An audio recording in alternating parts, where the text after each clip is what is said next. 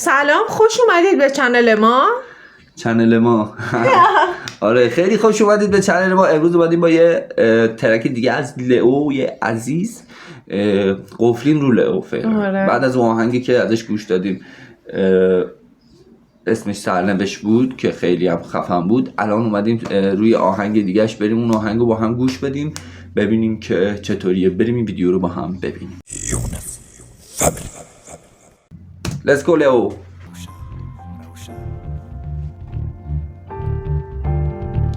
بچه ها زیاد میکنن اونجا.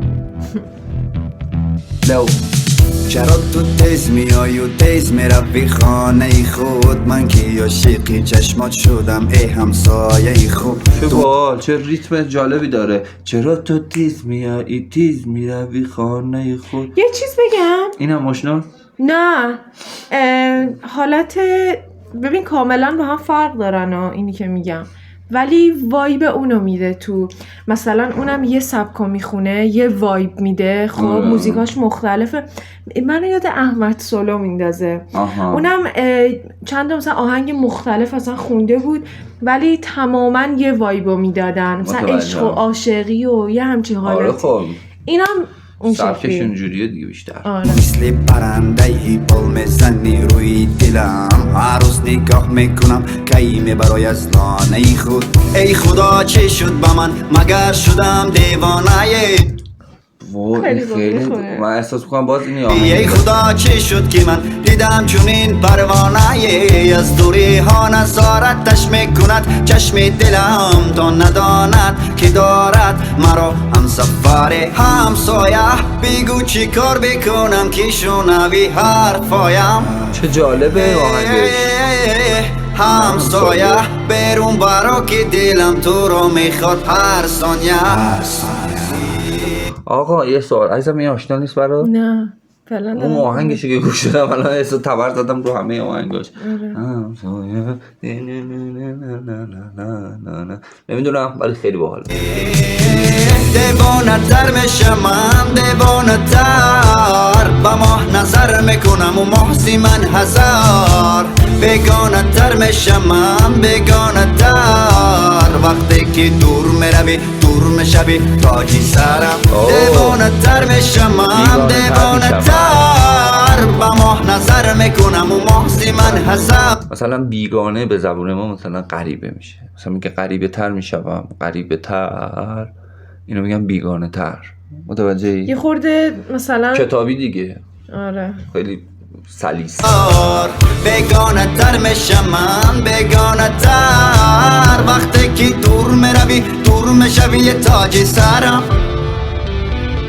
تاج سرم همسایه. تک تکی را گشتنات رفتار و هی رفتنات، وقتی نگاه میکنی از دوری لبخند زدنات، از روی لحنی صدات قلبم را دادم برات. تو مگر جان میخواهی مه بگیر جانم فدات. دوست دارم تو گلی لالم، من ندیدم با مثلی. میدونی اگر این بیاد توی ایران یه سبک اینجوری آهنگ بده خیلی طرفدار پیدا میکنه.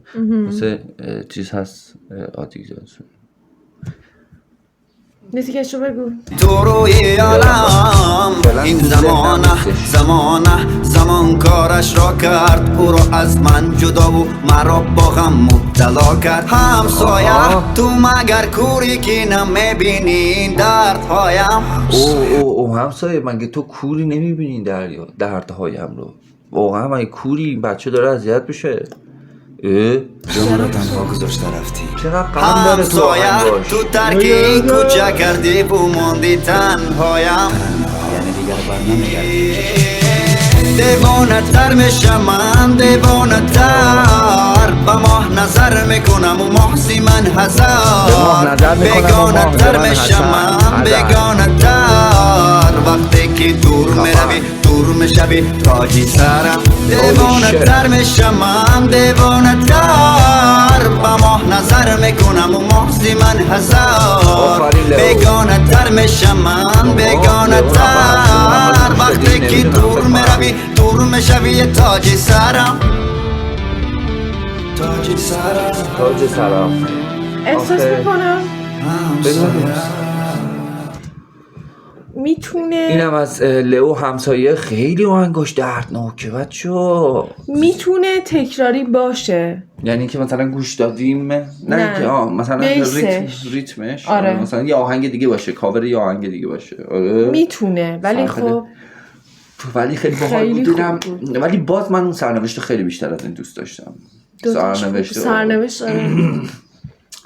خیلی عالی بود. اما اینم عالی بود، واقعا خوب بود. اینجاش که میگفت دیوانه تر میشم، دیوانه تر، واقعا عالی بود. مرسی که تا اینجا ویدیو همراه ما بودید. اگر این ویدیو رو دوست داشتید حتما سابسکرایب کنید، لایک کنید، زنگوله رو بزنید و برای دوستاتون بفرستید و ما بیشتر کنار شما خواهیم بود از این به بعد. و حتما اون زنگوله رو بزنید که ویدیو گذاشتیم واسهتون بیاد. هفته آینده نه 2-3 روز دیگه قراره یه ویدیو بذاریم راجع به امام علی رحمانوف. حتما اون ویدیو رو از دست ندید و منتظر باشید. تقریبا تو 2 تا الی 3 تا پارت، شاید 2 تا پارت بیاد و راجع به اصلا کلا حرفایی که زده، اصلا شخصیتش ببینیم چیه و اینا. حتما این ویدیو رو هم منتظرش باشید چون قراره بیاد. خیلی دوستتون داریم. فعلا خدافظ.